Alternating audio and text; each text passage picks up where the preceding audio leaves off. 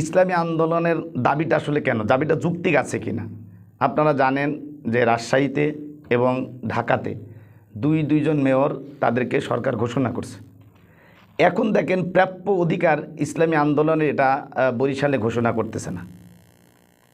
এটা যদি আমরা নিরপেক্ষভাবে দেখি যে আমরা 16 বছরের বৈষম্য দূর করার জন্যই আন্দোলন হয়েছে, কিন্তু এখন কেন আলেমের প্রতি আবার সেই একই বৈষম্য আসতেছে?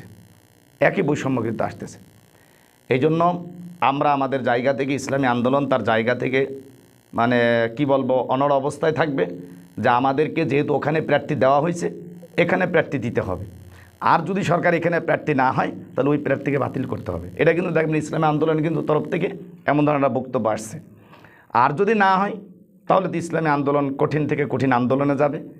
এটা মানে স্বাভাবিকভাবে আমার মনে হয় আপনারা বলবেন যে এটা আন্দোলনে যাওয়া উচিত। এবং আপনারা দেখছেন যে আপনাদের যারা মিডিয়ার জগতে অনলাইনে জগতে যারা কাজ করে, অনেক অনলাইনে জগতে যারা কাজ করে তারা কিন্তু এই আওয়াজটাই তুলছে যে সরকার কেন এখানে বৈষম্য করতেছে।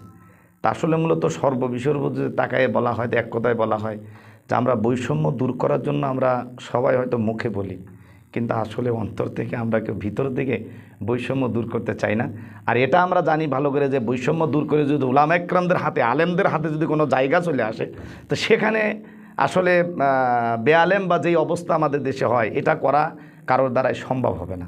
যার বুনিয়াদে হয়তো এখানেও সবার একটা বৈষম্য বা বাধা, কিন্তু এই বাধাকে আমরা উপেক্ষা করব ইনশাআল্লাহ। এবং আমাদের কেন্দ্রের থেকে যে নির্দেশনা 5 তারিখ আমরা অপেক্ষা করতেছি, আমরা আপনাদের মিডিয়ার মাধ্যমে জানাতে সরকার যাতে বৈষম্য দূর করে এটা যেই নিয়মতান্ত্রিকভাবে ওদেরকেও যেমন দেওয়া হয়েছে এখানেও দিয়ে দিক, তাহলে দেশটা শান্তিতে থাকবে। আর তা না হলে 5 তারিখের পরে যদি আমাদের আমির বা কেন্দ্রের থেকে কোনো ডাক আসে আমরা কঠোর থেকে কঠোর অবস্থানে সেই আন্দোলন বাস্তবায়ন করব ইনশাআল্লাহ।